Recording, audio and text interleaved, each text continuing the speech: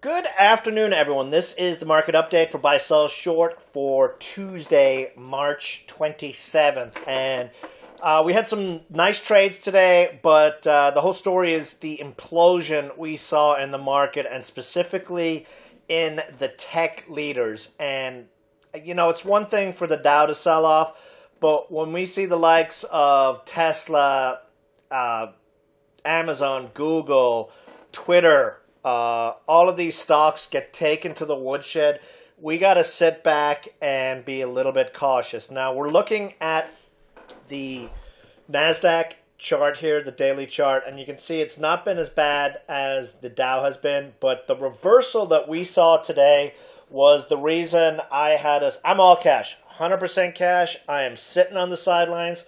There may be a monstrous rally back tomorrow or in the coming days, but later in this video, I will go over why I did what I did, why I said that we needed to do that, and why, if things do bounce back, so what? We can just rebuy stocks. But you can see here on the NASDAQ chart, we're still a couple of hundred points from, which is essentially another hour sell-off like we saw today. But the move down in the NASDAQ stocks, the leaders, has me a little bit concerned about the near term, especially with this short week.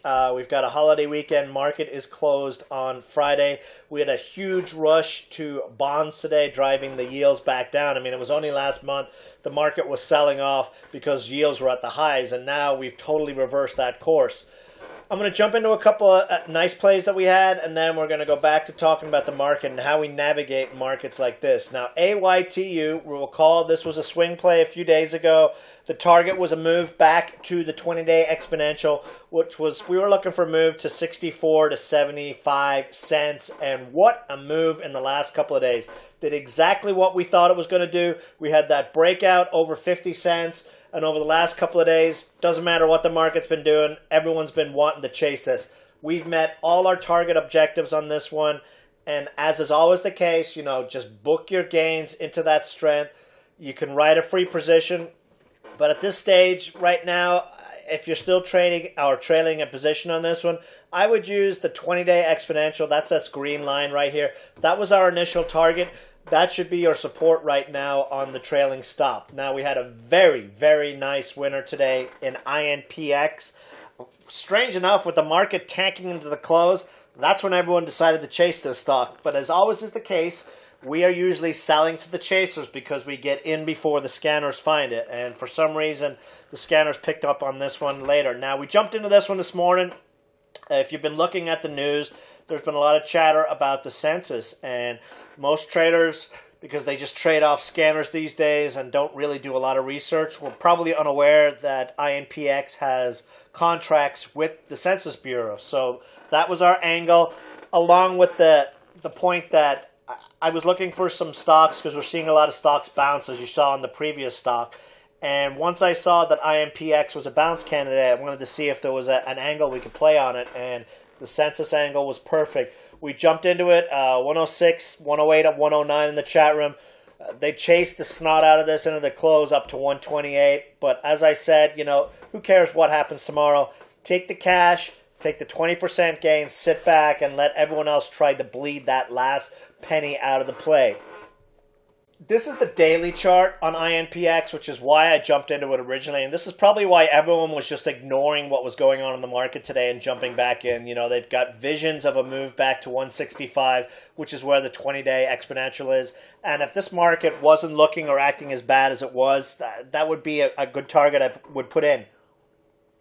Now, if you're still gambling in this market and you're looking for a next target objective, that would be your range on this stock. But, look at some of the charts here. Facebook, this fiasco with the data sharing is really starting to impact the overall tech market. Now, it may have been a coincidence, but we had a couple of things happen today. We had Citron come out and bash Twitter and saying they're the king of using people's data. And Twitter was down sharply on the news. And, when the real acceleration on the FANGs started happening, kind of coincided with news that all the major tech companies are getting summons to Congress to talk about this data safety issue.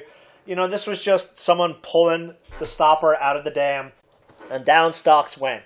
does anyone really believe that Congress is going to do anything? They couldn't agree on what color the sky is, but this is an excuse for a market that's been looking for excuses to sell off, and this time of the year, that's not anything that surprises. So, I like to sit back and go cash when things get crazy like this.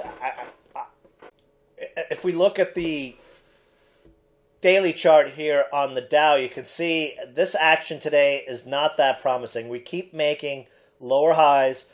We're bouncing around at this 200-day moving average.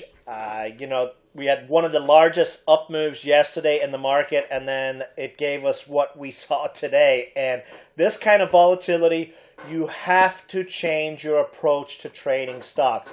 I've been doing this a long time.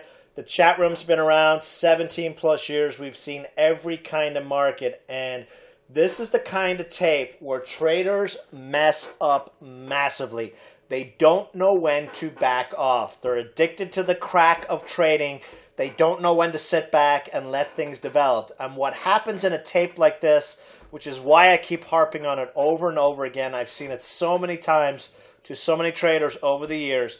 They've made bank over the last few years. And believe me, if you're new in this market in the last 5 years, you have absolutely no idea what a bad market is like. You may think, what's happened in the last couple of months is a bad market. That's nothing. You have no idea the potential carnage that can happen, and that's why you got to be prepared for it. Now, when the tape gets like this, traders end up trying to knife catch because knife catching has worked over the last several years.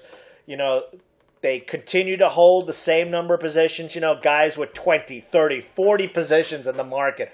What happens when every single one of them implodes at the same time? What are you going to do? And then you come along with the thing where guys are like, well, everything always has bounced in the last 5 years. Why would I sell anything? Because when the avalanche happens, it's kind of hard to stop it until it hits the bottom. Now let's take a look. Let me drag this chart out a little bit. This is a look, we're looking at a 2-year chart. What is my target if we do break down? There's this logical breakdown here at the 200-day moving average. And if it accelerates, the Trump rally started back here. So we're looking at 15 to 17,000 as a potential major support level on the market. Now, I don't think it'll get that low all at once. 20 is probably a decent level. But, could you imagine right now if you woke up and the market was down here and you're trading the exact same way you've been trading for the last 2 years? Your gains that you've booked over the last couple of years are going to be gone, especially if you're continuing to play the same way. So, guys, just back off. Don't be playing big positions. Don't be thinking things will bounce. There is extreme volatility in this market like there hasn't been in the longest time. And part of it has to do with headline risk. The headlines didn't matter for the last couple of years. Now, any tweet matters. Anything that's done matters. And that's something we have to pay very, very close attention to. Now, this is a chart of the NASDAQ 15-minute chart. And you can see right here, we breached below the low of yesterday. Could be a potential bounce spot here.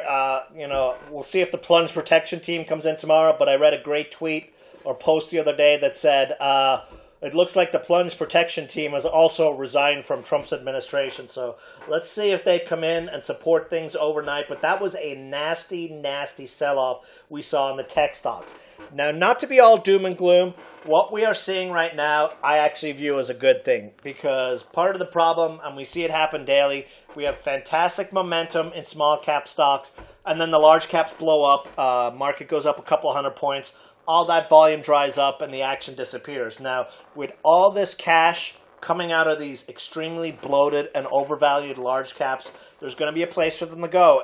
And if this trade war nonsense continues to heat up, one of the big beneficiaries, of course, is going to be U.S.-based companies, that have no exposure to that. So I'm going to harp on it again. High cash, all cash. We're traders. We sit here all day long. Because we sell something now does not mean we can't rebuy it in the morning if we really like it. So this is a market to be cautious. Be cautious. We still play it, but overnight I'd be looking at a cash stance, at least in the near term, especially with a holiday this weekend. So have a great night, and I will see you all in the chat room tomorrow. Bye.